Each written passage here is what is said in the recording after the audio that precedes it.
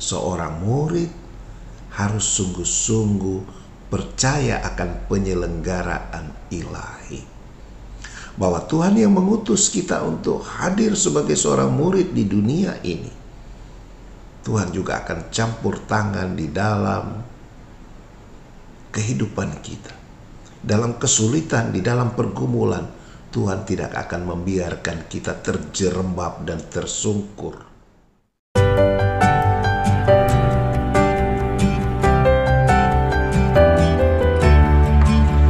Saudara dan saudari yang dikasihi dan diberkati Tuhan dimanapun Anda berada, jumpa lagi dalam Injil dan Inspirasi hari ini, hari Kamis dalam pekan biasa yang ke-14, bersama saya Pastor Eltus Mali dari Gereja Maria Rosa Mistika Sugiharto, Makassar. Semoga Anda sekalian dalam keadaan sehat walafiat, penuh sukacita dan penuh syukur menyambut dan menjalani anugerah hari yang baru ini. Mari kita mendengarkan perikop Matius pasal 10 ayat 7 sampai 15 dan kita awali dengan tanda kemenangan Kristus Tuhan kita. Dalam nama Bapa dan Putra dan Roh Kudus. Amin. Pada waktu itu bersabdalah Yesus kepada ke-12 muridnya, "Pergilah dan wartakanlah, kerajaan surga sudah dekat. Sembuhkanlah orang sakit dan bangkitkanlah orang mati.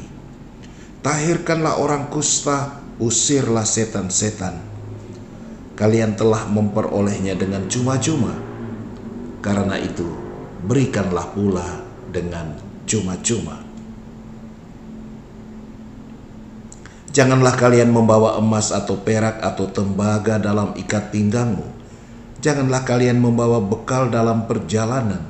Janganlah kalian membawa baju 2 helai, kasut atau tongkat, sebab seorang pekerja patut mendapat upahnya.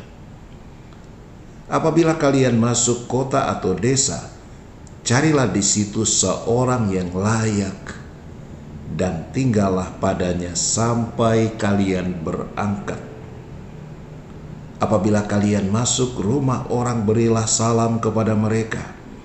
Jika mereka layak menerimanya, salammu itu turun kepadanya. Jika tidak, salammu itu kembali kepadamu. Dan apabila seorang tidak menerima kalian dan tidak mendengarkan perkataanmu, keluarlah dan tinggalkanlah rumah atau kota itu dan kebaskanlah debunya dari kakimu. Aku berkata kepadamu, sungguh pada hari penghakiman, tanah Sodom dan Gomora akan lebih ringan tanggungannya daripada kota itu." Demikianlah Injil Tuhan.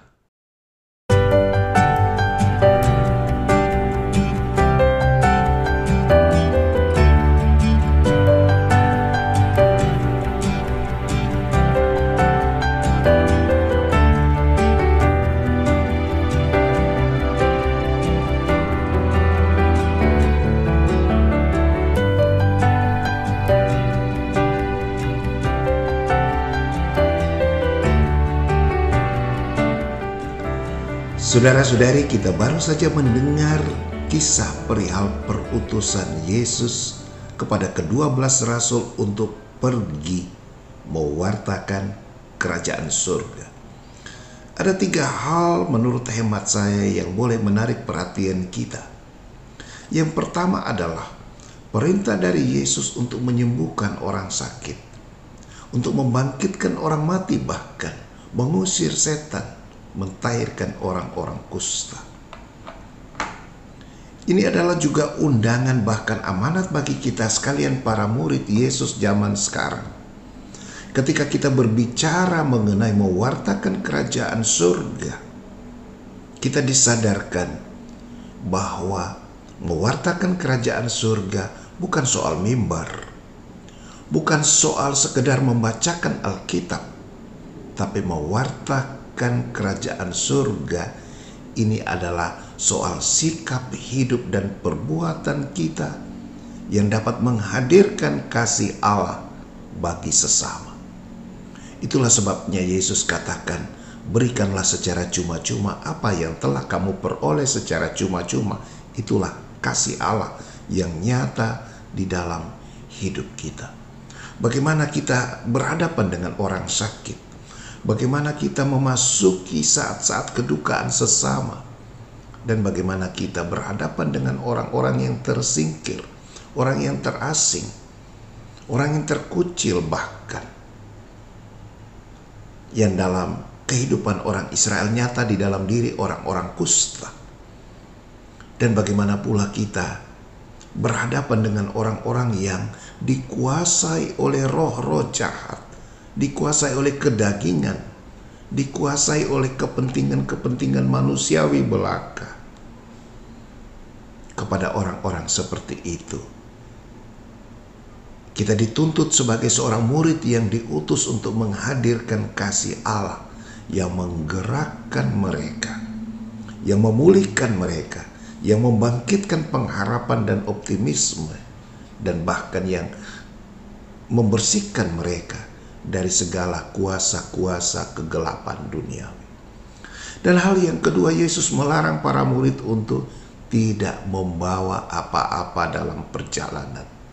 Sedikit aneh kedengaran. Tidak boleh membawa emas atau perak. Katakanlah tidak boleh membawa uang. Untuk zaman kita sekarang ini mungkin tidak boleh membawa ATM dan lain sebagainya. Kartu kredit apalagi. Bahkan Yesus mengatakan jangan membawa pakaian 2 helai. Cukup di badan.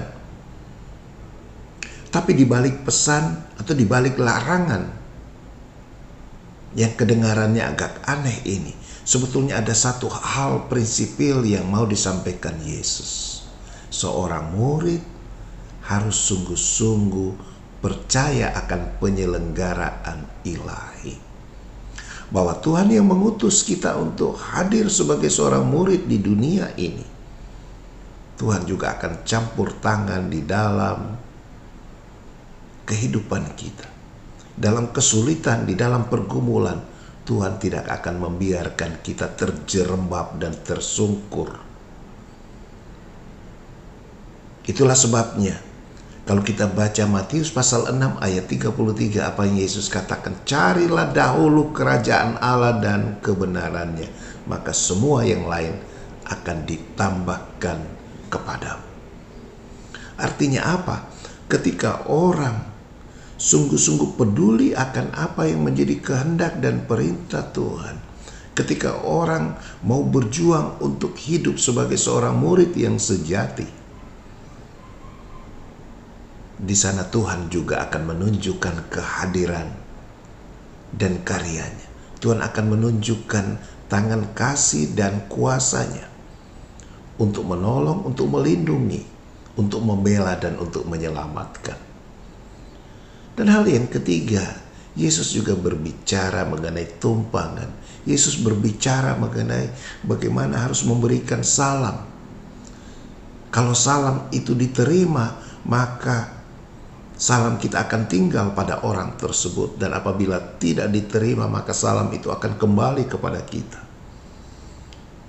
Saudara-saudari sekalian, mewartakan kerajaan surga tidak lepas dari semangat kebersamaan dan menjalin relasi yang baik, relasi yang benar dengan sesama. Bahkan sesama yang tidak dipedulikan, tidak diperhitungkan. Sesama yang mungkin dianggap sebagai sampah di dalam kehidupan bersama. Mungkin juga di dalam keluarga kita. Itu Yesus tunjukkan.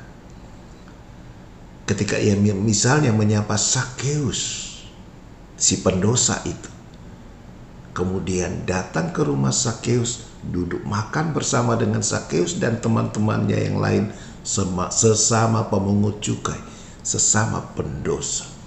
Di situ Yesus menunjukkan spirit pewartaan kerajaan Allah, menghadirkan kasih Allah bahkan kepada orang pendosa sekalipun. Di situ Yesus menunjukkan bahwa ketika kerajaan Allah hadir, di sana dosa dibenci, tetapi pendosa tetap dicintai oleh Tuhan.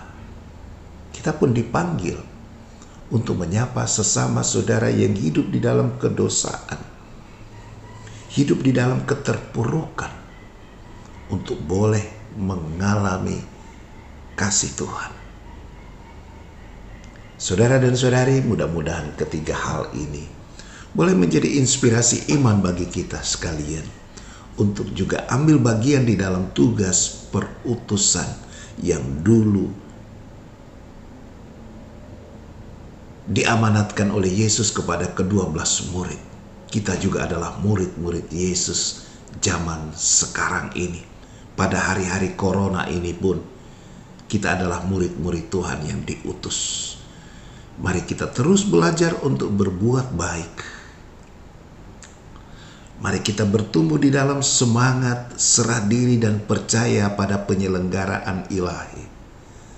Dan yang ketiga, mari kita terus berusaha menjalin relasi yang baik, relasi yang ditandai dengan kasih yang tulus dan sejati dengan semua orang, apalagi mereka yang terpuruk dan terasing. Selamat beraktivitas. Selamat mengambil bagian di dalam tugas perutusan sebagai seorang murid. Tuhan Yesus memberkati kita semua.